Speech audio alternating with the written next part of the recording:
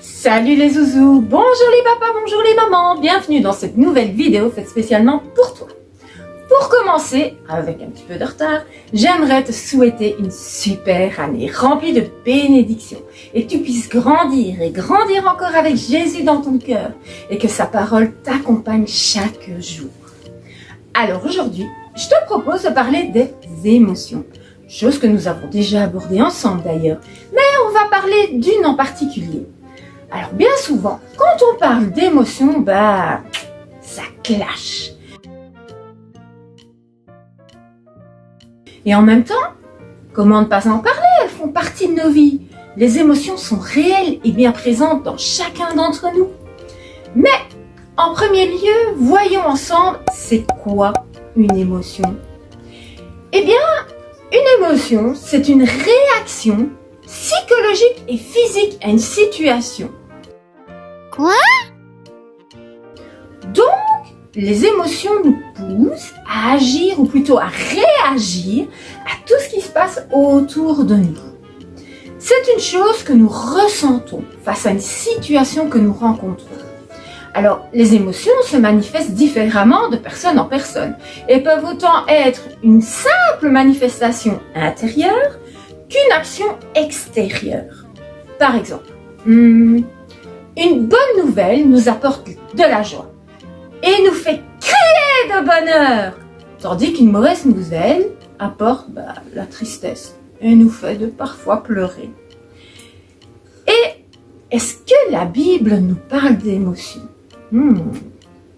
Bonne question, n'est-ce pas? Eh bien oui, de la Genèse à l'Apocalypse, nous croisons des personnes, des hommes, des femmes, qui sont passés par toutes sortes d'émotions. Et Jésus ne fait pas exception, croyez-moi. Mais la Bible nous dit quelque chose d'important. Les émotions ne doivent pas guider nos vies, mais être soumises à Dieu. Facile à dire, n'est-ce pas? Mais comment faire à votre avis? Eh bien, en ouvrant nos cœurs à Dieu et en laissant ces émotions s'exprimer, eh bien, on les soumet de façon volontaire ou non à Dieu.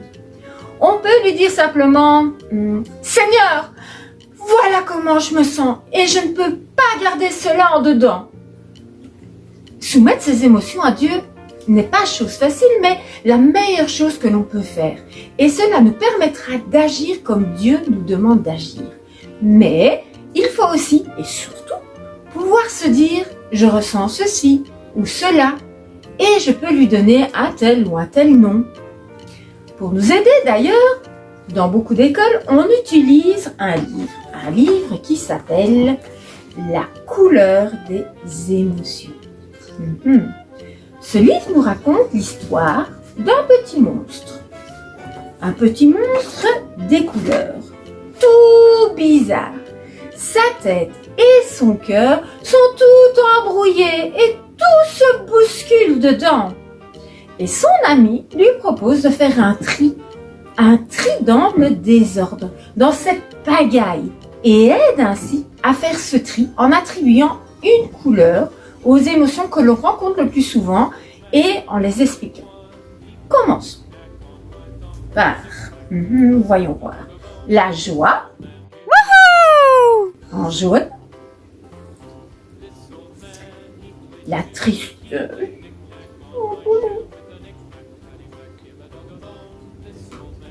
la colère, en rouge, la peur, en noir,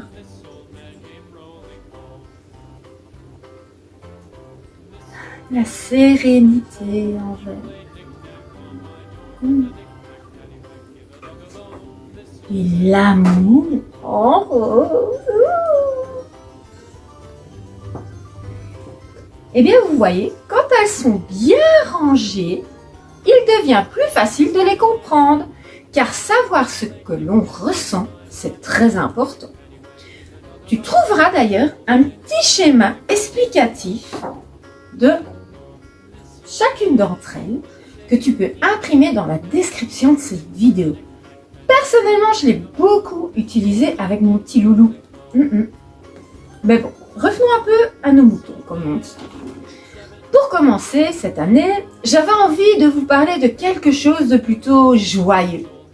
J'imagine que vous savez de quoi il s'agit, de quoi je parle. Eh bien, nous allons parler de la joie. Ta, ta, ta, ta. Alors, il faut avouer que la simple idée d'en parler ou d'y penser nous donne le sourire. Si je reprends notre livre d'émotions, que nous dit-il à propos de la joie? Allons voir ensemble. La joie est contagieuse, merveilleuse.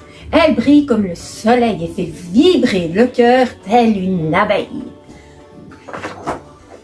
Quand tu es joyeux, tu as envie de rire, de sauter, de jouer, de danser.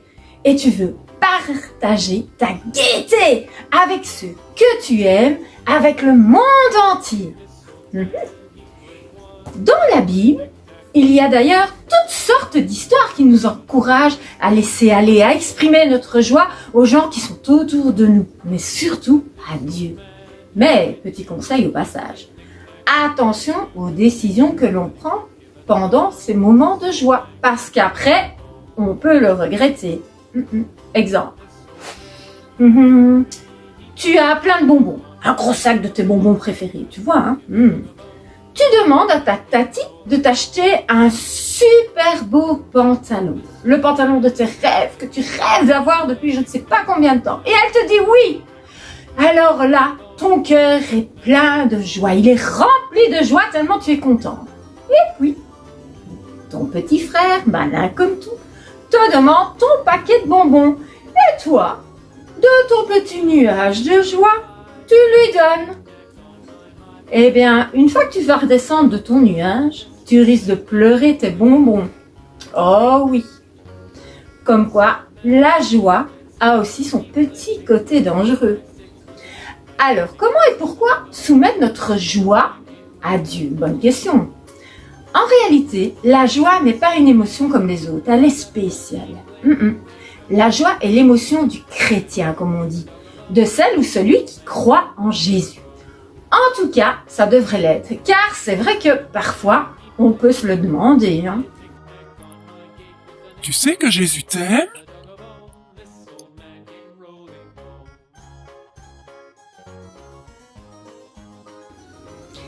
Tu vois cette joyeuse risette? C'est moi-même qui l'ai bricolée pour aider maman sourire. C'est elle qui fabrique les joyeuses risettes à la fabrique des sourires. Mais parfois, la machine à fabriquer les joyeuses risettes tombe en panne. Alors parfois, il faut l'aider en bricolant des joyeuses risettes. Toi aussi à la maison, tu peux en fabriquer des sourires et partir en mission sourire.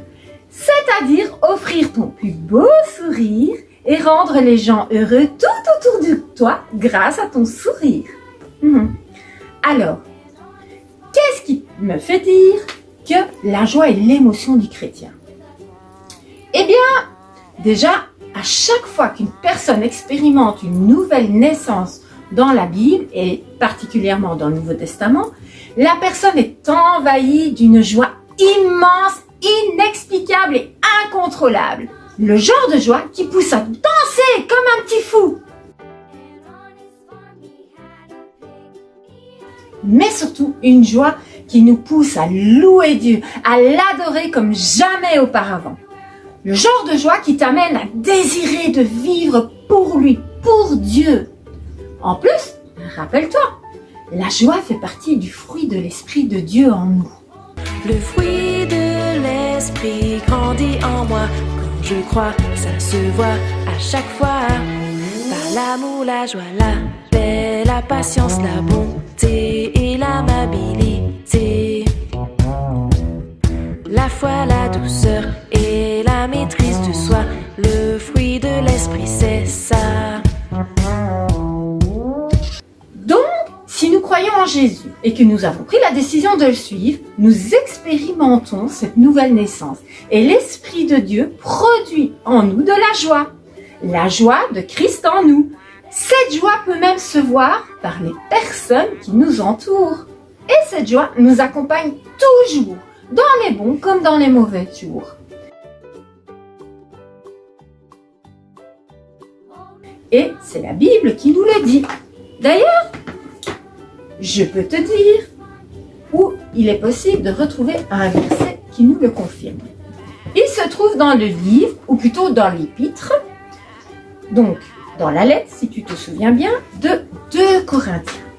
2 Corinthiens 7 au verset 4. Qu'est-ce que cela nous raconte? Voilà. Cette lettre a été écrite par Paul aux églises de Corinthe. Corinthe, c'est au sud de la Grèce actuelle. Et l'apôtre Paul parle de ses émotions. Et dans ma Bible, il est écrit au-dessus du chapitre 7, celui où se trouve notre verset, la joie de Paul devant le changement d'attitude de l'Église. Donc l'apôtre Paul nous parle ici de ses émotions et de particulièrement de la joie. Allons voir ce que Paul a écrit dans ce verset de 2 Corinthiens, chapitre 7 au verset 4. Voyons voir. Dans toute notre détresse, je demeure plein de courage et je déborde de joie. Où qu'il soit, en compagnie d'autres chrétiens ou enchaîné dans une prison, Paul était en communion avec Jésus. Et c'est ce qui lui donnait la force de continuer la mission qui lui avait été confiée. Paul affirmait sa joie, quel que soit l'état dans lequel il pouvait se trouver. Affamé ou rassasié, fatigué ou reposé, malade ou en bonne santé, libre ou prisonnier, Paul affirmait sa joie. Nous aussi, quand nous sommes découragés et tristes, nous pouvons venir vers Jésus. Il désire nous donner beaucoup de courage et de joie. N'oublions pas que le fruit de l'esprit est en nous, c'est-à-dire l'amour, la joie, la paix, la patience, la bonté et l'amabilité, la foi, la douceur et la maîtrise de soi. Amen les zouzous! Alors, si tu n'as pas tout suivi, voici le résumé du jour.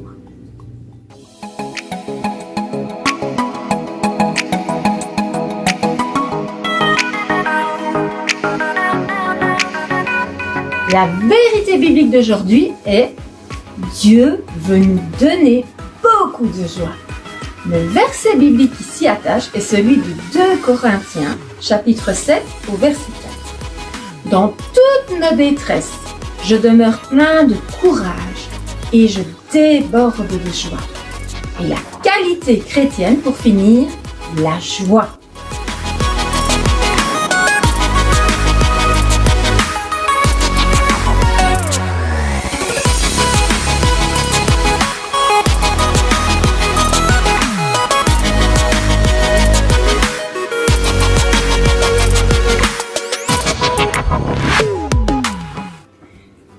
Parfois, ça aide de pouvoir identifier ce que l'on ressent, de faire le tri dans notre tête et donner un nom à l'émotion du moment.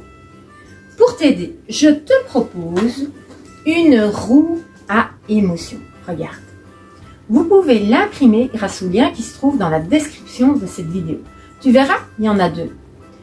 Une pour les plus petits qui représentent les thèmes de la couleur des émotions et une deuxième pour les plus grands, avec des émojis et plus détaillés. Le principe reste toujours le même. Tu imprimes la roue et la flèche. Tu colles la feuille pour rendre la roue plus solide sur une autre feuille, mais ce n'est pas obligatoire. Tu découpes les deux. Tu insères la flèche au milieu à l'aide d'une ficelle. Ici, j'ai utilisé une attache parisienne. Tu vois? Et avec une ficelle, tu fais un petit nœud au-dessus, tu passes, et puis un petit nœud en dessous bien serré. C'est tout à fait possible de le faire. Et voilà, le tour est joué. Il est maintenant temps d'utiliser ta roue. Cette roue amusante t'aidera à gérer et comprendre tes émotions. Exprimer et identifier clairement ces émotions est la première étape pour apprendre à mieux reconnaître, identifier, maîtriser et gérer les émotions que l'on ressent. Et ainsi éviter certains conflits, certaines crises ou encore des malentendus. et va t'apprendre aussi à mieux te connaître et à être à l'aise de parler de ses émotions. Je suis certaine que ce petit objet pourra t'aider, ainsi que tes parents, autant pour les moments positifs que ceux plus négatifs. Cette roue vous permettra de mieux vous comprendre et de discuter plus facilement entre vous de ce que vous ressentez ou ce que vous avez ressenti durant la journée.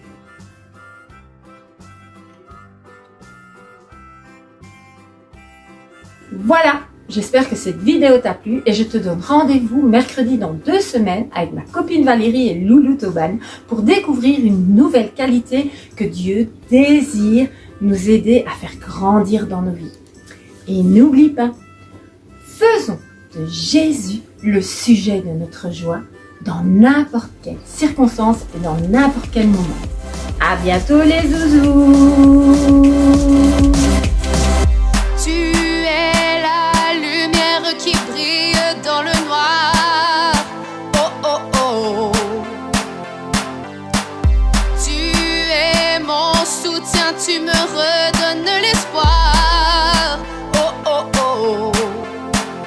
Non, je n'aurai pas honte de proclamer de tout mon être, je veux le déclarer. Christ est ma joie, Christ est ma joie. Je n'aurai pas peur de chanter, pas peur de crier oh.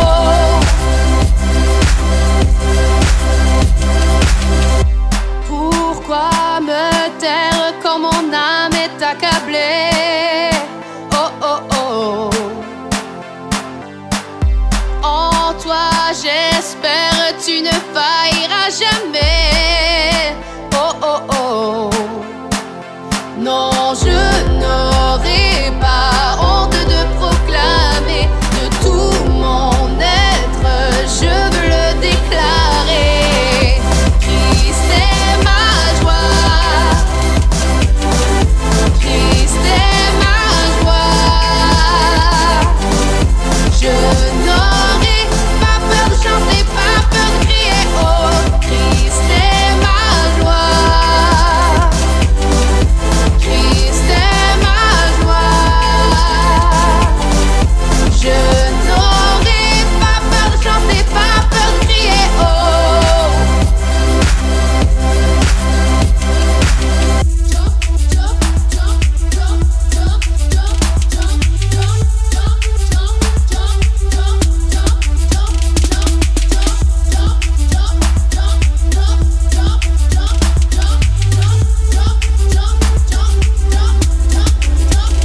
Non, je n'aurai pas honte de proclamer de tout mon être, je veux le déclarer.